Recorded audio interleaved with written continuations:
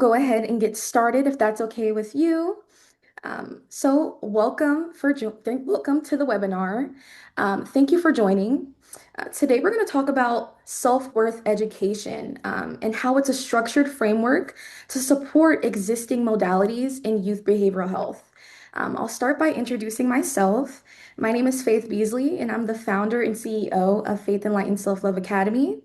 I'm also a child and adolescent program consultant, both here and at ClearPath Human Services Consulting Group. And so I have a passion for developing comprehensive, person-centered, and trauma-informed programming for youth and adolescents. So I help with that as well. And I'm also a certified trauma-informed care practitioner. So I'm really passionate about youth and adolescent behavioral health services and creating creative programming to address their tailored needs. So, our goals for today are understanding the basis for self-worth education. I know people may have been seeing our emails and our social media posts and are wondering what is it and what is its basis in not only in science, but in the actual application of it. So, we're going to be discussing that today. So, the goals are to define self-worth as a structured educational construct. So, we'll discuss that.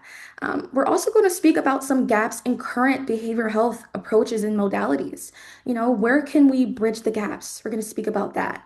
And then we're going to present self-worth education as a complementary framework. So it's not eradicating or replacing current treatment programs and modalities, but it actually supports it. So we're going to speak about that. And then we're going to talk about what some practical application of it looks like in youth behavioral health programming. Today we'll be kind of focused on residential programming, but it can be applicable to all sorts of comprehensive youth care services. And then we're going to highlight some measurable outcomes, right? How do we measure self-worth education? How do we measure the outcomes and its effectiveness? We're going to discuss that. But before we get started, I do want to introduce, we do have two moderators. One is Miss Mohammed. She is the Chief Compliance Officer here at Faith Enlightens. And then we also have Sharifa, who is moderating as well, and she's a junior consultant as well as an executive assistant.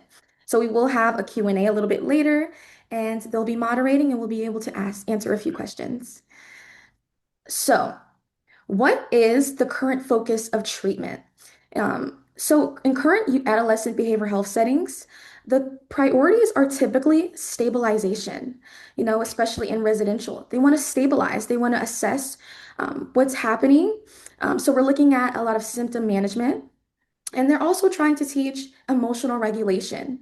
So they will see what are the presenting behaviors. They want to stabilize, and then they want to present them with coping skills. We see that a lot, coping strategies. So yeah, behavior management and reducing that risk so that they're able to effectively integrate back into their communities. And so those are very essential parts of care. They're needed and they have been effective, but they don't grasp the full picture of what adolescents are facing. So they could receive treatment, but it isn't targeting how youth perceive themselves and their capability. So that's what we're seeing today.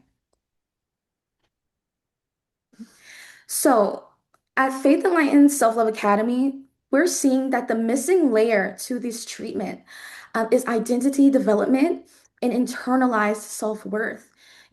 Youth we're seeing now, they may learn coping skills. They know what they should do when they're upset or what they should do when they're feeling certain things or being presented with certain triggers. But they aren't believing that they're actually capable as a person to take control of the narrative and to properly de-escalate themselves. So we're seeing that internal motivation. We're not seeing it there. Their progress, it may not be internalized. A lot of the times within residential environments, we're seeing that children, they're going through the programming, they're receiving really intensive counseling, but the progress is not internalized. And we see that where the outcomes may not be as effective long term. And behavior change may not be sustainable, and we're seeing that.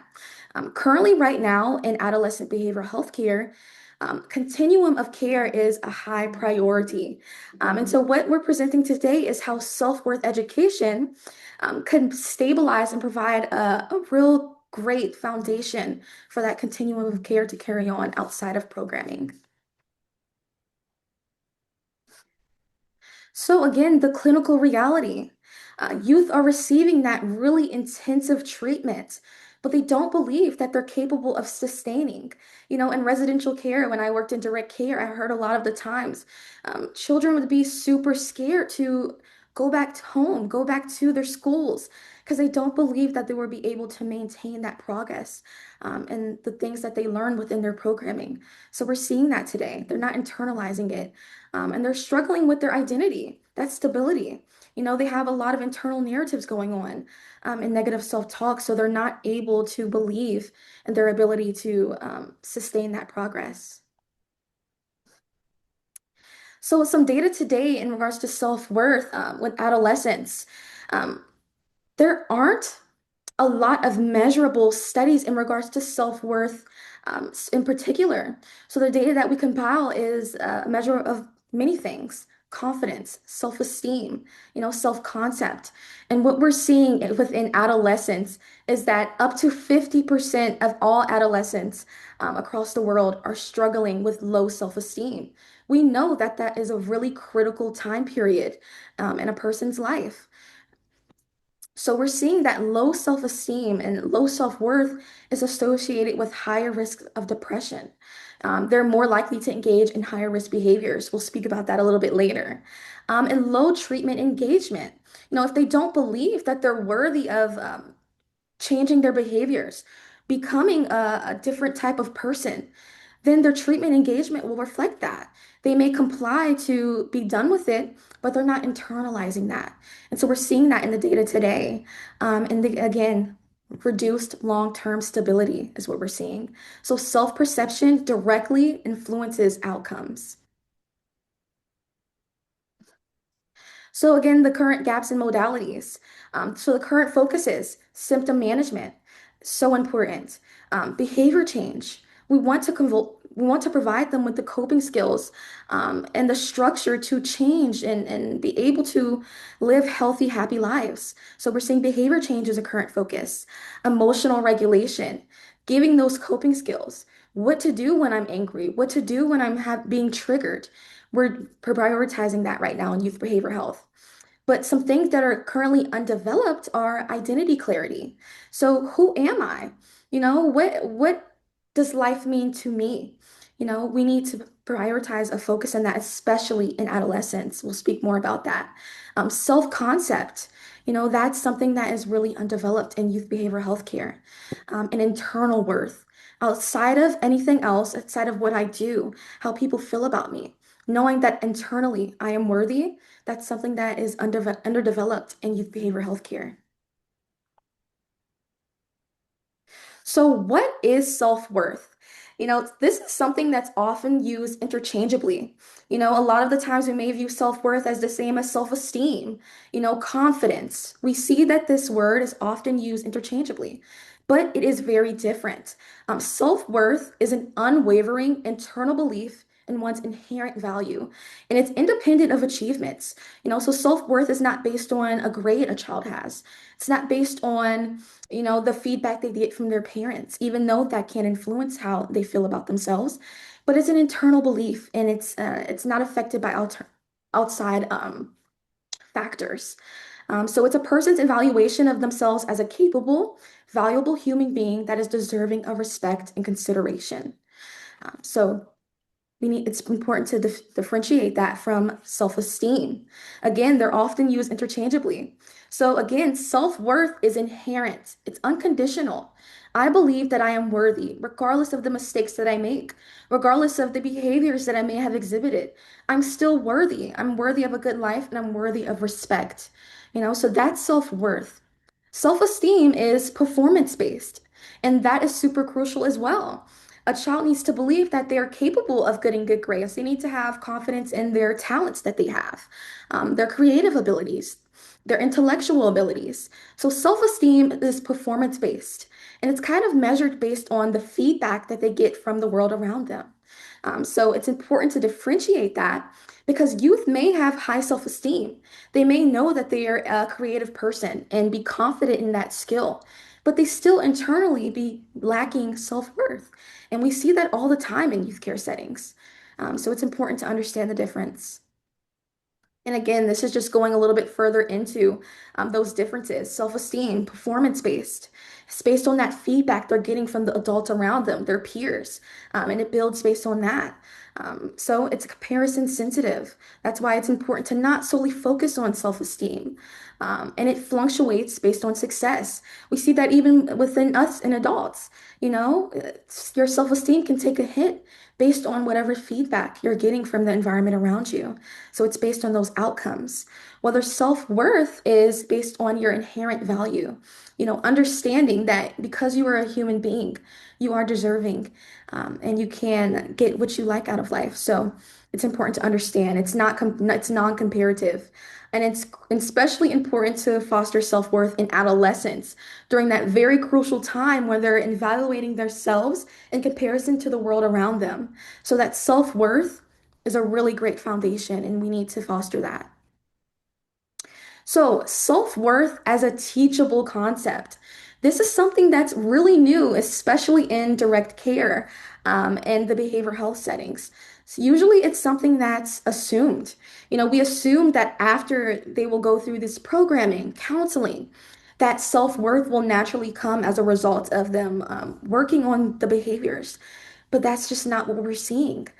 So the self-worth as a teachable concept is the belief that you can develop self-worth intentionally throughout different programming. And the education focuses on building self-awareness in a safe way. That's self-reflection, developing values. We see that in cognitive behavior health therapy, in ACT in particular, that values-based decision making. That's important in self-worth education, and really cultivating those internal beliefs and using those to navigate and build the life that they choose. And so, this approach of teaching self worth intentionally is actually really grounded in positive youth development principles. And we'll speak about that. And what we're finding is that we're expecting positive outcomes from youth while ignoring a core driver of adolescence, how they feel about themselves. It's super important, that internal world that they have. So, self-worth education is a strengths-focused psychoeducational framework. So, it is developed and it's um, it's done within psychoeducational groups. And it can be done through exercises, worksheets, lessons. And the core focuses on to understand their identity, their particular identity, who they are, really intentionally navigating that inner world, examining their internal beliefs, so that again, that safe self-reflection. And so going through that. And then also developing a stable sense of self-worth. That's super important to cultivate alongside treatment modalities. So not eradicating those, we need that. We need the symptoms management. We need the behavioral, we need the coping skills, but we also need to cultivate that stable sense of self-worth as a fertile ground for those skills to grow. And so also building believed and perceived capability. So understanding that not only are they able to set goals, but they believe that they're capable and worthy. That's the self-esteem component. So that's what we focus on in self-worth education. And again, it's designed to complement clinical treatment. So again, self-worth education is a reinforcement layer. So internalizing treatment. So it helps and supports the internalization of therapeutic concepts, the things that they currently learn in counseling, and in that intensive programming, especially in residential. Understanding that and how it relates to them. Because you can teach a child coping skills, you can teach them the ACT principles, but they need to connect that to themselves and their goals and their identity. So it really supports that and internalization of those therapeutic concepts, and those interventions and connecting it to who they are as a person. And we find that this can result in more sustainable outcomes. So now we're going to talk about how self-worth education aligns with current theoretical frameworks. So, one is positive youth development. This is an evidence-based framework. I'm sure a lot of people are familiar with that, especially in the youth care space. It's an evidence-based framework, and it's focused on strengths. So, the current youth care approach that we find in youth behavioral health is here's what the issues are, here's what's wrong, and this is how we're going to work together to fix it, right? The PYD approach is here are your strengths. Let's work together to cultivate those and focus on those. So the positive youth development principles is really grounded in community-based interventions and programming. And so self-worth education aligns with the core principles of that by fostering and strengthening internal identity and autonomy. So positive youth development really focuses on building them up and making them feel autonomous, and really focusing on the positive behaviors they have. So it's not focused on deficits. So again, self-worth education fits into PYD because it's focused on identity formation, cultivating that inner world, like we say, autonomy and agency, allowing them to feel capable and in charge of their treatment. So they're not being talked to, but they're being connected with on a different level. And then that future orientation, connecting those treatment programs to their future is something that self-worth education focuses on. And without self-worth, strengths are less likely to be recognized and applied. So, we're going to talk about how self-worth affects different aspects of the adolescent internal experience. So, firstly, it affects decision making. So, it has a direct effect on decision making. Youth with low self-worth are more likely to tolerate harmful outcomes. They may be more likely to engage in risky behaviors. They may not feel that they're capable or even deserving of healthy relationships. A good example is as people who they may see therapists when working with youth, when you're doing that goal setting, you'll see that this lack of self-worth, they may not feel capable to go after that job or go after that internship opportunity. So they're more likely to and be drawn to and go towards more risky behaviors. And we see that in direct care. Youth with higher self-worth are more likely to make protective choices. Oh, they're able to understand their identity and make their values-based decision making based off of that. So no, I won't go to that party because I know that I have a test tomorrow, or something that is connecting their goals to their decisions. And we see self-worth has a direct correlation with that. And their internal beliefs will shape their behavioral patterns. We see that every day. Um, another evidence-based study that we found is that study on academic tenacity, where it was students who had a growth mindset. If you take a student who has a growth mindset with a student who has a limited mindset, who doesn't believe that they're able to achieve and learn, even if they had the same education level and the same skill capability, the student who had the growth mindset will excel past the student who had the limited mindset, not because of the capability or the intelligence level, but because of that belief that they could achieve. And so we see that growth mindset is directly correlated to that self-worth, believing that they can and they will achieve or are able to learn what they don't know. Self-worth also affects relationships. We see that a low self-esteem, many studies have shown that a person with low self-esteem, poor self-concept, are more likely to have insecure attachment styles. They're more likely to have weak boundaries, boundary issues. And so we see that in youth as well. We see it every day. It influences how they interact and engage in relationships. So the friendships that they choose, whether they're positive or negative, whether their friendships are demeaning, their relationships, whether they're more likely to tolerate abuse. We see that a lower self-esteem, a lower self-worth directly affects the quality of relationships they're more likely to be engaged with, and attracted to. So it affects those relationships really greatly. And we even see that in adults. It also impacts the internal narrative. So adolescence is a really crucial time Again, because they're cultivating that inner world. A lot of people, they undermine the emotional intensity that adolescents are having.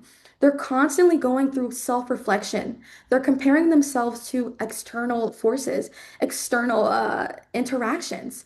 And so it's really important to understand that the way that they view themselves directly influences how they interpret the world around them, and really cultivates that internal narrative.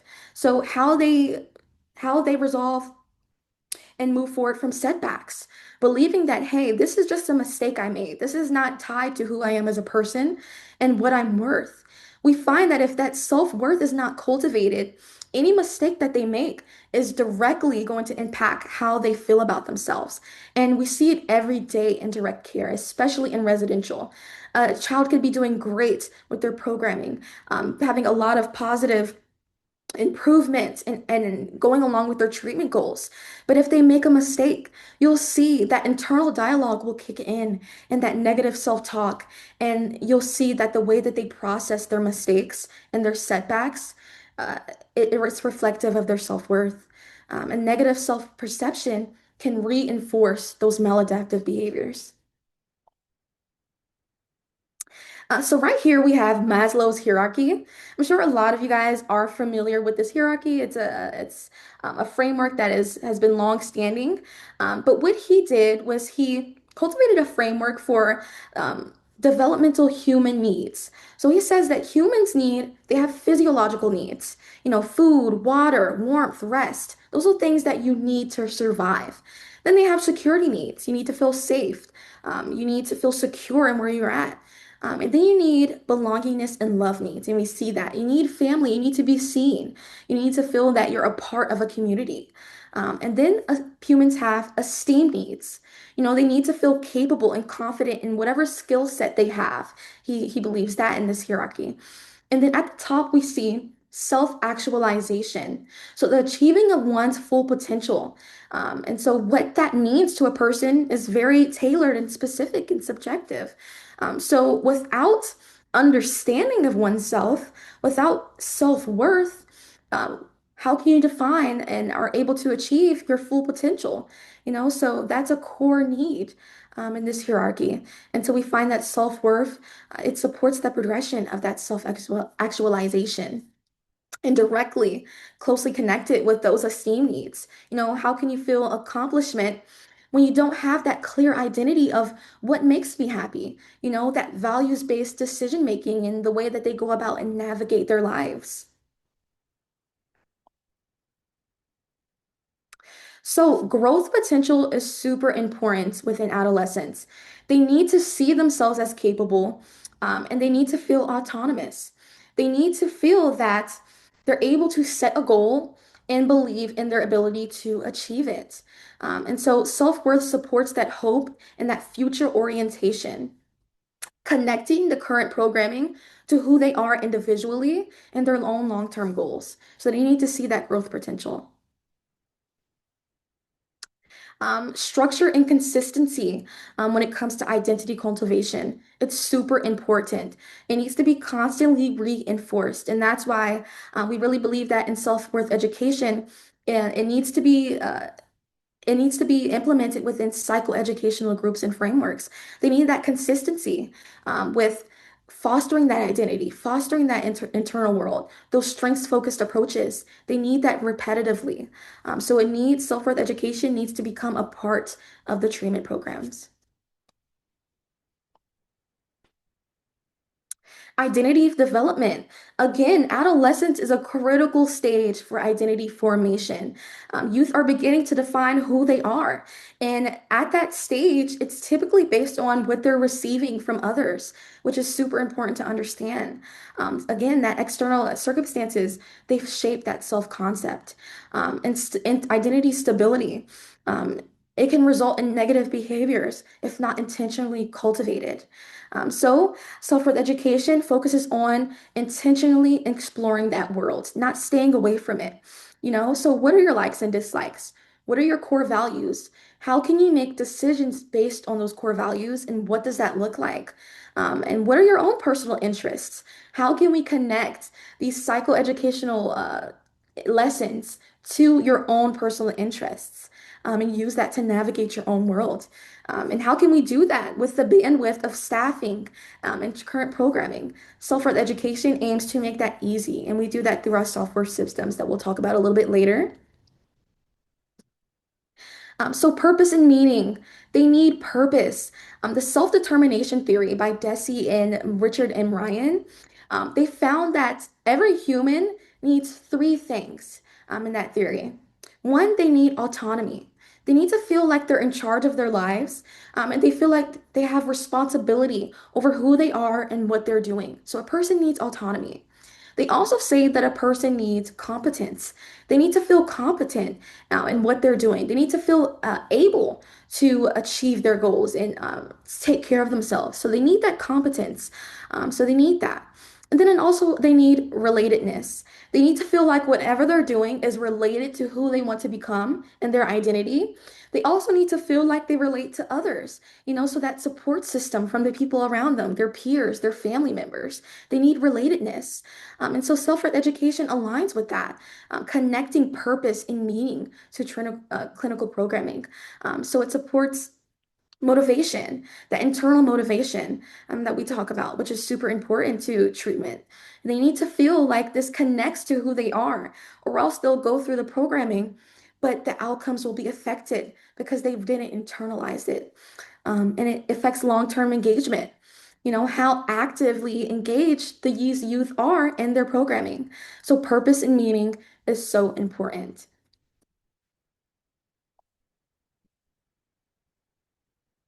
So another theoretical framework that self-worth education aligns with is ACT principles, acceptance and commitment therapy. I'm sure a lot of people are familiar with that. And so self-worth education aligns with value-based living. And that's a priority in ACT. What are your core values? How can you live and according to them? That's so important for that meaning making. Psychological flexibility, and then also that cognitive diffusion. Understanding that, my thoughts are not me. Whatever negative thoughts I may be having about myself doesn't define my character. And so we focus on that in self-worth education, not completely ignoring the existence of negative thoughts and negative behaviors or triggers, but understanding that they don't define you, is what we focus on. And that acceptance of external experience is, again, what we're speaking about, not completely ignoring it. So acknowledging those things, acknowledging those ACEs, those past experience in a safe way, while understanding that they don't make up who you are as a person.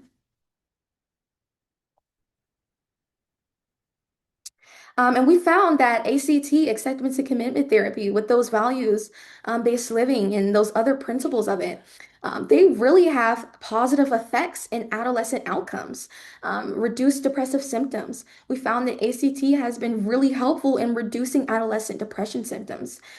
It helps with emotional regulation, that cognitive diffusion of I am not my thoughts has been a really helpful framework when it comes to adolescent treatment. We're finding that. And we're finding that the engagement in youth with aligning their behaviors with their values is something that has been really effective. And so we really integrate that within self-worth education. And self-worth actually strengthens the foundation for these outcomes. So, ACEs are really important to acknowledge when it comes to self-worth education and adolescent behavioral health in particular. Because at first experiences, excuse me, they disrupt self-perception. So, how a child views themselves, they relate it to what they've experienced. And we found that ACEs are really important to acknowledge, especially in childhood, children, adolescent behavioral health, because the effect is so massive. So it affects is how they view themselves, how they view the world around them, the way that they develop their emotional world, and their sense of safety in the world. And so trauma is very impactful, and that's why we see that as of lately, trauma-informed care is something that behavioral health settings are really prioritizing and should prioritize.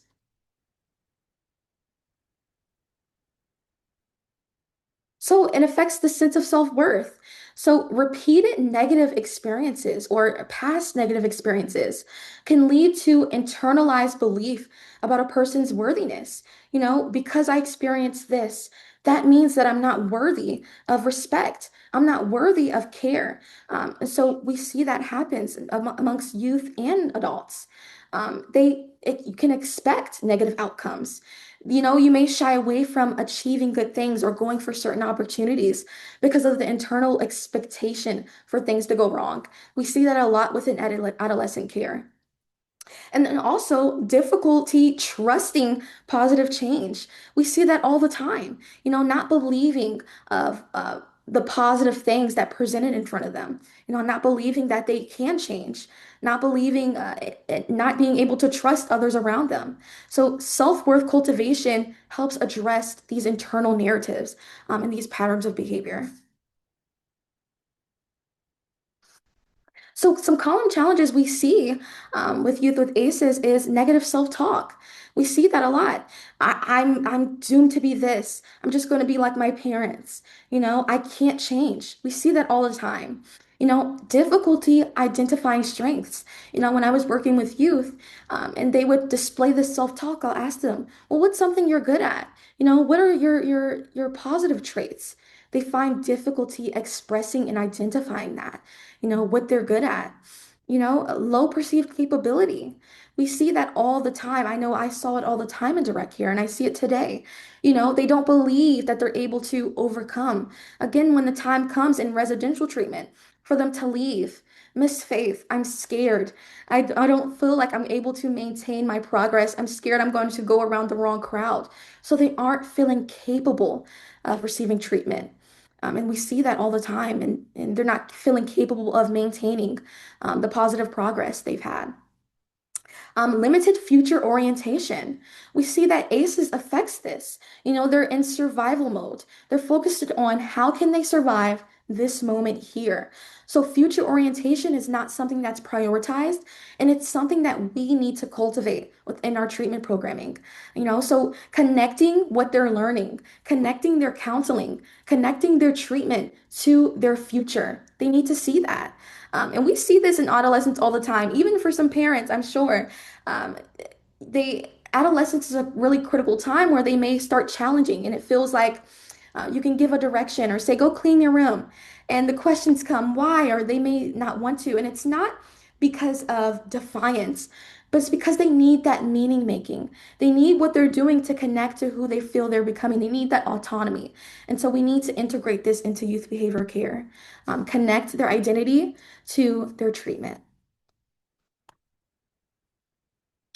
So, ACEs affects life skills and functioning.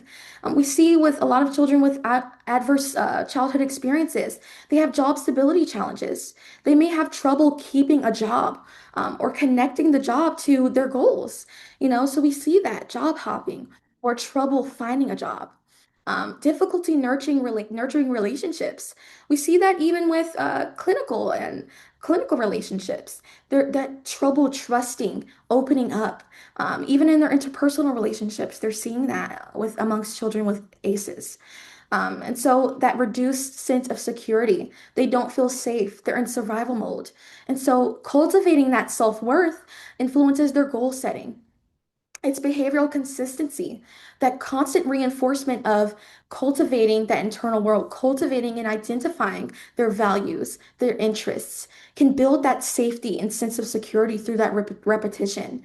It also helps with social interactions.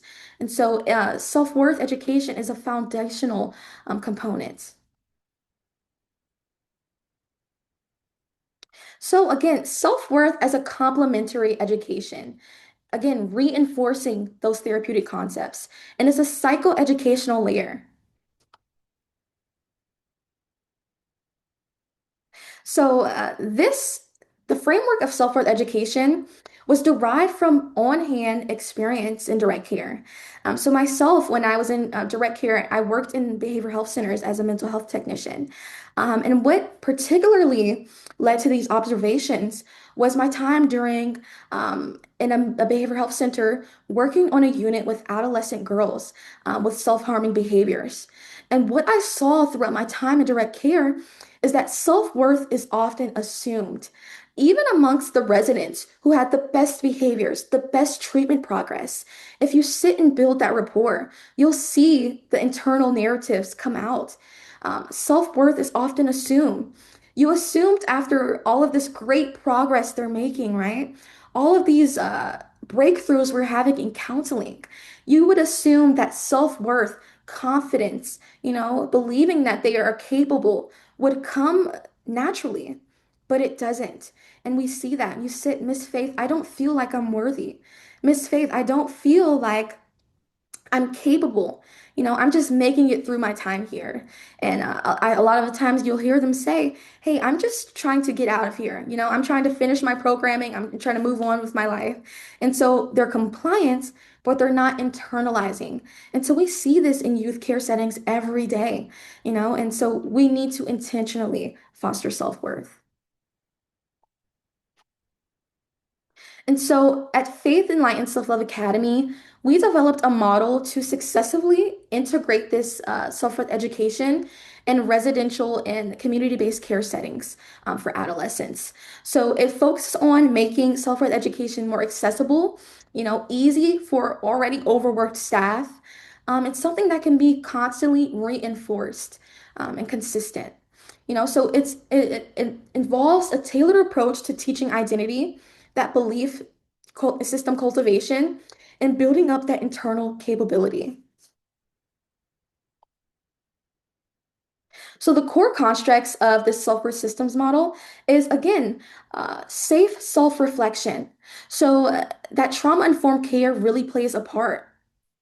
So understanding how to facilitate psychoeducational groups in a safe way is really important to the self-worth systems model because you need that safe self-reflection, understanding where they are, what needs to be worked on, and strengths focus. What are my strengths? Self-reflection in that way. So identity building. Who am I as a person? What is my personality? How does my personality affect the way that I see and navigate not only with myself, but with others around me? So that identity building, that belief system, addressing those internal narratives, and seeing how maybe the past affected the way that they're processing and navigating their experience internally. And then building that capability, that growth mindset is a really foundational aspect of self-worth systems model.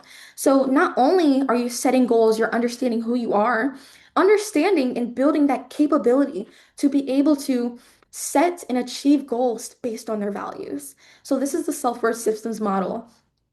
And this can be implemented in a few ways. One, through psychoeducational groups. That's what our framework is currently based on. So, fitting into already busy settings and meeting youth right where they need it. So, in psychoeducational group time, this could be through worksheets and guided exercises and activities. That interactive component is really important in the self-worth systems model. Again, we just don't want them to feel like they're being in a lesson. We want them to feel like they're actually doing something that is connecting to their goals. So again, those interactive exercises, excuse me, is really important. Also discussions, sharing your thoughts and how it relates to the lesson. That interactive component. Again, we don't want them to feel like they're being talked at, but being talked with. So that identity building also it coincides with social skills. Um, and then visually supported lessons is really a critical part. And we do that via video lessons in the self-worth systems model. So we know the attention spans today are very short amongst everyone, not just youth, but visually engaging them and interactively engaging is super important. And then that safe self-reflection. Again, and it's important, and we make sure we're really mindful and trauma informed in the way we go about it. But that self-reflection is really important when it comes to building autonomy. And so the program structure when it comes to the self-worth systems model, again, identity and self-awareness. Where am I now? What needs to be worked on? What am I great at? What are my core values? How can I align my values, whether it be honesty? A lot of children will say loyalty. How can I align those values to positive behaviors and goal setting? Belief systems. It's important to address those. We address that in the self-worth systems framework. And then the internal dialogue and self-talk. So, the role of staff when it comes to self-worth education is facilitating the structured content. So, in the self-worth systems model, everything is plug and play. So, staff are responsible for one, having the qualifications to run psychoeducational groups, which most do, and especially in residential care settings. So, they're responsible for facilitating the structured content, facilitating the discussions. They're also responsible for reinforcing those concepts. So, not only having a group, but mentioning the concepts that were discussed throughout the day, throughout the course of the program, reinforcing. So, understanding of it as a staff is really important. So, maintaining that consistency, again, constantly reinforcing the lessons, that identity focused building. And then also supporting application, stopping youth. Hey, does this align with your values? What did we speak about earlier in regards to your particular goals? So reinforcing that skill building. We see that today in behavioral health settings, reminding them of their coping skills. But this takes it a step further with reminding them of themselves. So again, trauma-informed care is crucial to the delivery of self-worth education. So some things to consider when it comes to delivering self-worth education is providing a structured environment. It needs to be consistent. So wherever you hold groups, it should be a consistent place. It should be a safe place, something that they can associate with positive emotions. And again, trauma-informed approaches. Letting them know a crucial part of trauma-informed care. Letting them know what we'll be talking about. Providing safety, providing options. That's something to consider with delivery. Do you guys want to discuss this today or this today? Giving those options not only helps with autonomy, but building that safety in delivering this. And then also developmentally appropriate content. We really focus on that. And that's why our programming currently is very tailored because every group and demographic has certain needs and ways of delivery that are most effective and resonating, especially developmentally. The way you administer self-worth education for an 8 or 9-year-old will be different than the way you administer it for a 12 to 17-year-old. So it's important to understand that. And we really believe that staff training is crucial. And so that's why we prioritize it here with our programming. Staff need to understand and have a foundation of self-worth for themselves, we believe, to properly implement it. And we see that in mindfulness-based cognitive therapy. They say that you are not actually implementing that modality unless you have gone through mindfulness training and you use those skills yourself. And so we believe the same thing as it pertains to self-worth education. Staff need to have a stable sense of self-worth themselves. And so we want to cultivate that. So here are some measurable outcomes. Again, self-worth itself is something that is ongoing with research. A lot of the times, these words are used interchangeably with self-esteem, self-concept, confidence, emotional regulation. So we break it down the way that we measure it by those different things. So we measure it by self-esteem. So we'll do post and pre-assessments to measure, and we'll measure outcomes that way in the programming. And so right now we use the Rosenberg self-esteem scale. It's validated and we find it really effective. We also use the self-compassion scale. I don't have that on here currently, but that's a skill that we use to measure self-compassion pre and post the programming. Then we also measure emotional regulation. There are that emotional and coping skills components in self-worth education. So we do want to measure that. You also can measure outcomes based on engagement via note taking, and staff assessment. So how engaged youth are becoming. Is it a regression? Is it a progression? What's happening there? We can measure based on that. And then we also can measure based behavioral patterns. What are the volume of incidence reports? We measure based on those things. So self-worth education is measurable. So this is the current outcome timeline. And at Faith Alliance Self-Love Academy, We believe that self-worth is an ongoing process. There's different developmental periods that a human being goes through, and there's different experiences. So we believe that it's a never-ending journey. But this is the timeline we have in regards to programming. So we based it on three different phases, developmental phases. One is short term, which is 0 to 4 weeks. We expect within those weeks, there's an increased level of self-reflection. So they're beginning to start reflecting on themselves, reflecting on who they are as a person, and start that thought process. So being more aware of themselves, being more aware of their actions, and their behaviors, being more aware of their positive traits. We want to start cultivating that within the first 4 weeks. And again, this is with consistent engagement and reinforcement in mind. After about 3 months, we're seeing that we're expecting a shift in belief patterns. So, starting to believe, hey, I am capable. Hey, my mistakes don't define who I am as a person. If I'm bad at something now, perhaps I can grow and learn it. So, within 3 months of consistent implementation, we're expecting that the shift in belief patterns will start forming. And then that development of values-based decision making. Like, hey, I'm a person of integrity. Let me make sure that I'm truthful in the way that I go about my interactions with others. Or um, I'm a person that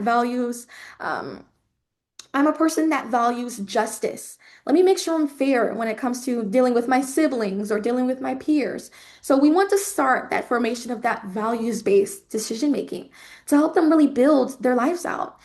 So again, those shifts in belief patterns, this is what we're expecting to see within those 3 months. And then ongoing, again, this is a lifelong process for everyone. Self-worth. You're constantly learning how to feel yourself as capable with the different changes that we go through in life as people. So long term, 3+ months and then ongoing, greater identity clarity. Again, identity is always shifting. You become different when you have children, become different with the roles you outtake in your life.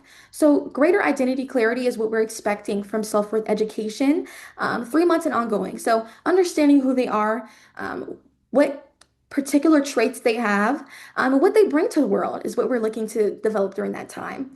And improve behavioral consistency. So again, aligning those values with their behaviors is what we're looking to see in that time. And overall, a more stable sense of self. So understanding, hey, I may not be perfect. I don't have to be perfect. I know who I am and I know what I bring to the world. So that's what we want to develop through those consistent implementations. So there are some system level benefits to self-worth education. One is improved engagement. So improved engagement is what we're expecting from self-worth education, and the studies are ongoing. So more involvement in their treatment, more involvement in the programming, more internal motivation is what we're seeking, and then reduced resistance. Reduce again, that goes along with participation. So reduced resistance and more internal motivation. They want to implement their coping skills because they have a goal in mind. Um, and then more staff alignment, particularly in residential care settings. It's a high turnover rate. And it's a really stress-inducing environment. Staff are often under high intensity circumstances, and so are the youth. So, with self-worth education through the self-worth systems model, we aim to provide more staff alignment. So, staff are all on the same page with programming. And so, throughout those psychoeducational group times, it's consistency, it's a consistent message of identity-focused programming.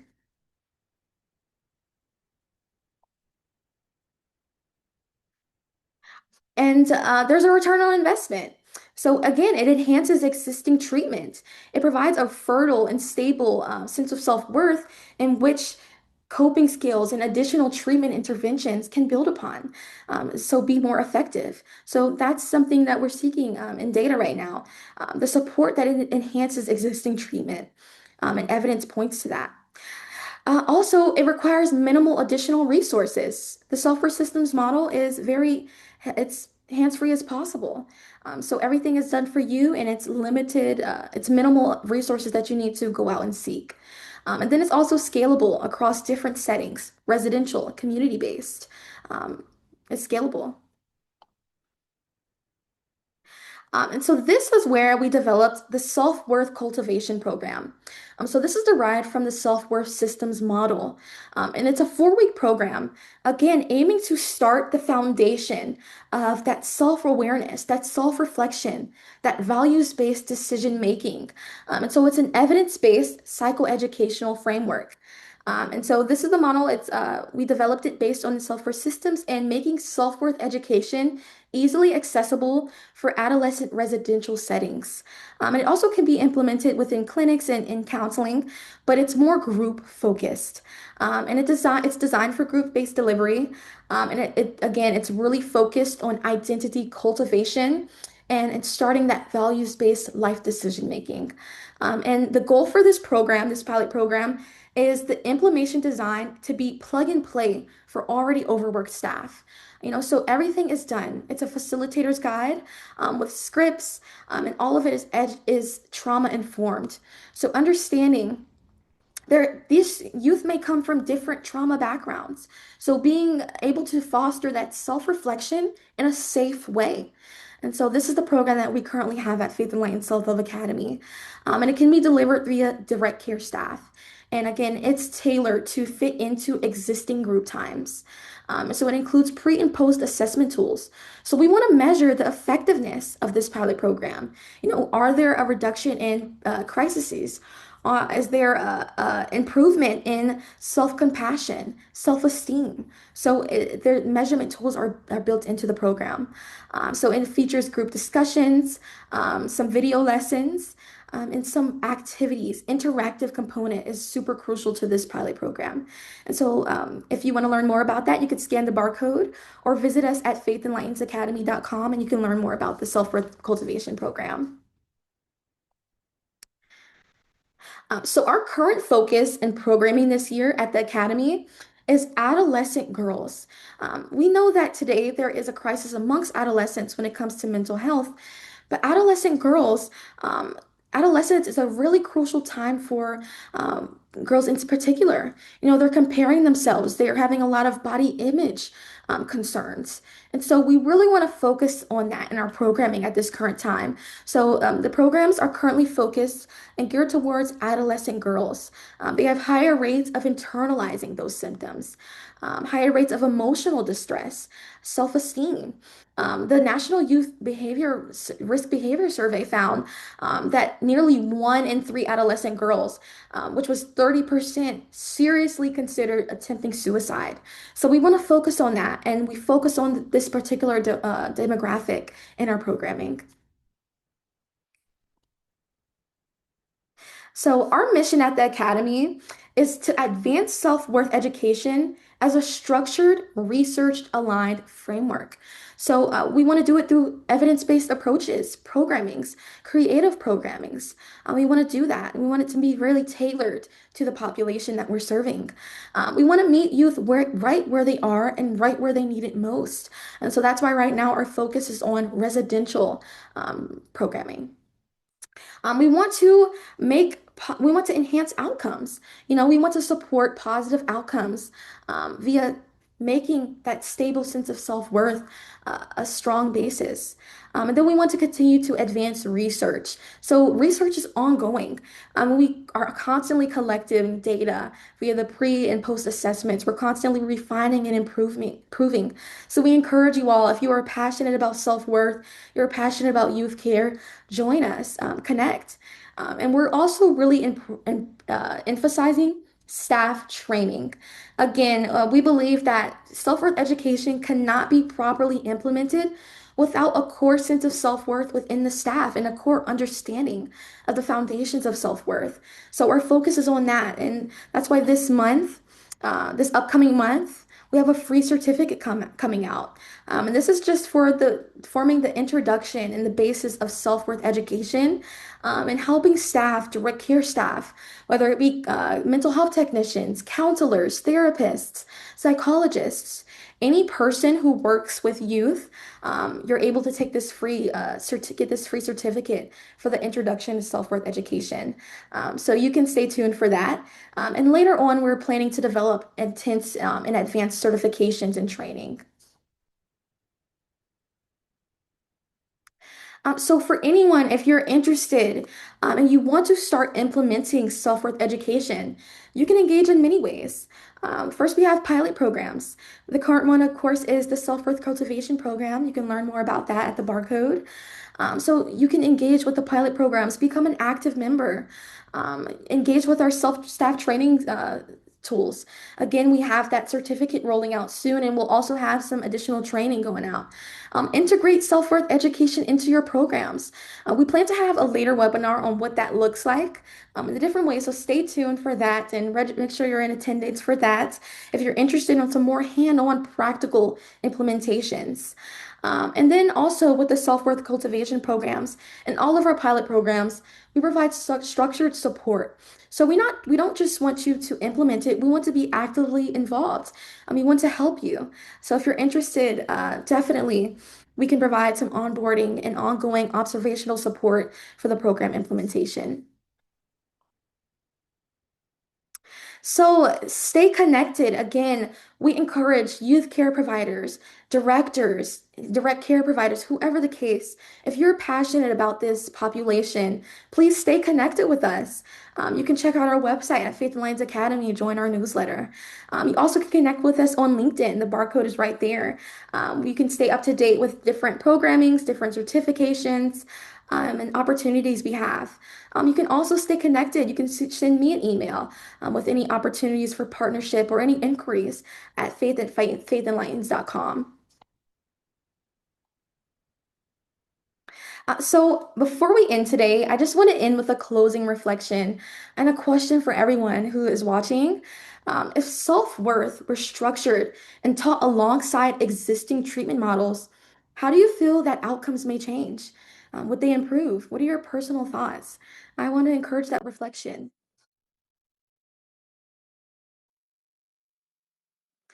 So now I want to open the floor for any questions. If anyone has any questions in regards to self-worth education, the self-worth systems framework, or anything that we discussed, feel free to ask any questions. And if you don't have any questions now, if any arise, feel free to shoot me an email again at faith@faithandlightens.com.